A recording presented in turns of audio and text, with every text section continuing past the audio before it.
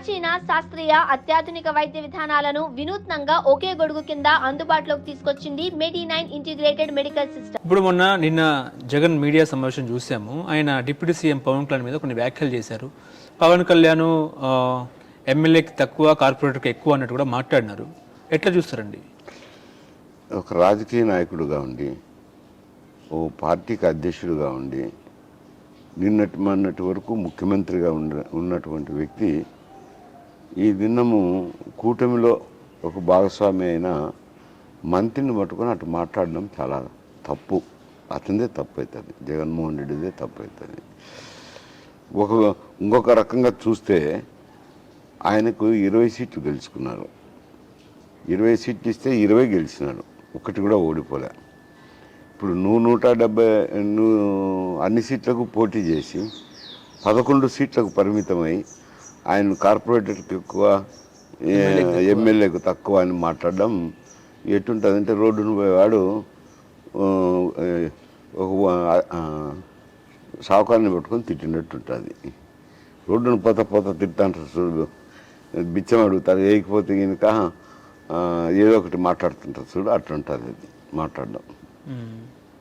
ఇప్పుడు ఏపీలో red book start అయిందంటారా? Pusani కృష్ణమూర్తిని జైల్లో వేయడము, ఆ తర్వాత ఇంకొంతమందికి నోటీస్ కూడా ఇవ్వడము, ఇప్పుడు విడుదల రజనీ గారికి కూడా నోటీస్ ఇచ్చినట్టు కూడా వార్తలు వస్తున్న పరిస్థితి. ఆ తర్వాత కుడాలి నాని కానీ, పేరు నాని కానీ వీళ్ళంతా కూడా వెళ్ళే అవకాశం ఉందా జైలుకి? అంటే ఏం చెప్తారు? ఇప్పుడు రెడ్ బుక్ అనేది ఏంది ఎక్కడా ఉండదులేండి. ఇప్పుడు వీళ్ళ మీద అయితే కంప్లైంట్స్ ఉన్నాయి కదా, ఎందుకంటే వాళ్ళు చేసిన యాక్టివిటీ కూడా ఉంది కదా. మొన్న అరెస్ట్ అయిన అయితే తెలుగుదేశం పార్టీ ఆఫీస్ మీద అటాక్ చేయడం అయితేనేమి, భూ కబ్జాలు అయితేనేమి, ఇతర కేసులు ఉన్నాయి కదా. పోసాని ఆయన కూడా కుటుంబ సభ్యులను అలా విమర్శించడం తప్పే కదా.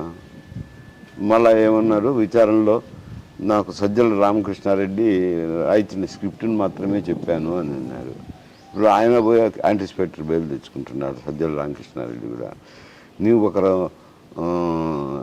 రాయించినారే అనుకో, చెప్తే నువ్వు మాట్లాడచ్చునా. పవన్ కళ్యాణ్ అయితేనేమి, లోకేష్ అయితేనేమి, చంద్రబాబు నాయుడు వాళ్ళ కుటుంబ సభ్యులను మాట్లాడడం ఆయన స్థాయికి తగ్గది కాదు, మంచిది కాదు. దాన్ని ఎవరైనా మంచిదంటారు చెప్పు? దాని మీద కేసు బుక్ అయింది, కంప్లైంట్లు వచ్చినాయి. కంప్లైంట్లు వచ్చిన చోటల్లో విచారణకు తీసుకుపోతున్నారు. ముందు రాజంపేటలో తీసుకున్నారు, ఆ నుంచి విజయవాడను అక్కడ ఒక కంప్లైంట్ ఉంటే అది, రేపు ఇంకో కంప్లైంట్ ఉంటే అక్కడికి తీసుకుపోయి ఆ పోలీస్ స్టేషన్ వాళ్ళు విచారణ చేస్తారు.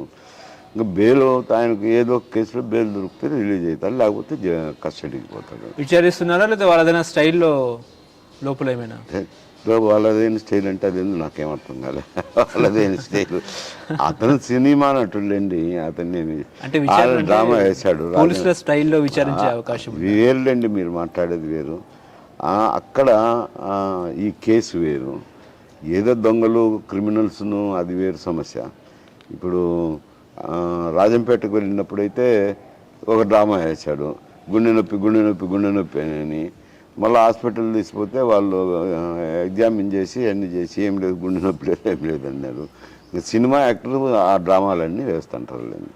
భయపడుతుర్రా వైసీపీ రెడ్ బుక్ అంటే? భయపడుతుర్రా? ఇప్పుడు నువ్వు తప్పులు చేసిన వాళ్ళకి భయమే ఉంటుంది. రేపు కంప్లైంట్ ఇస్తానే అరెస్ట్ చేస్తారు కదా, భయం లేకుండా ఎట్టుంటుంది? ఇప్పుడు అధికారంలో ఉన్నప్పుడు జాగ్రత్తగా ఎవరైనా వ్యవహరించాలా. మళ్ళీ ఈ అధికారం అనేది శాశ్వతమైంది కాదు. ఓ మారు అధికారంలో ఉంటారు, మళ్ళీ ఒక మారు ప్రతిపక్షంలో ఉంటారు, మళ్ళీ అధికారంలోకి రావచ్చు, ఏదైనా రావచ్చు. కానీ అధికారం ఉన్నప్పుడైనా కానీ ప్రతిపక్షంలో ఉన్నప్పుడైనా గౌరవప్రదంగా వ్యవహరించితే మంచిది. ఇప్పుడు మేము ఉన్నాము, అధికారం లేకపోయినా, ఏ రాజకీయ పార్టీలు లేకపోయినా ప్రజల్లో గౌరవం ఉంది, ఎందుకంటే మంచిగా వ్యవహరించినాం కాబట్టి. అట్లా మంచి పేరు తెచ్చుకోవాలి. కానీ ప్రజల్లో చిల్లర మల్లరగా వ్యవహారం చేస్తే ఏదో అట్లుంటాయి సమస్యలు. జగన్ కూడా లోపలికి వేసే అవకాశం ఉంది. ఆయన కేసులు వేరు కదా, అది ఈడీ. ఆయన పేరు కూడా రెడ్ బుక్లో ఉందని మాట్లాడుతున్నారు. ఉంటే అది రెడ్ బుక్, అది అక్కడ ఉంది లేని రెడ్ బుక్ ఎక్కడ ఉంది? ఆయన మీద అయితే ఈడీ కేసులు ఉన్నాయి కదా, ఈడీ ఎంక్వైరీ చేసి 16 కేసులేమో సిబిఐ కోర్టులో ఉన్నాయి కదా, అవి విచారణకు రావాలా. సుప్రీంకోర్టు కూడా డైరెక్షన్ ఇచ్చింది, మీరు రోజువారీ విచారణ చేయండి అని. మరి ఇక్కడ విచారణ జరిగితే అది శిక్షలు పడే అవకాశమో ఉంటే శిక్షలు పడతాయి, లేకపోతే కొట్టేస్తారు. అయితే విచారణ అయితే ఇక్కడ జరగాలి.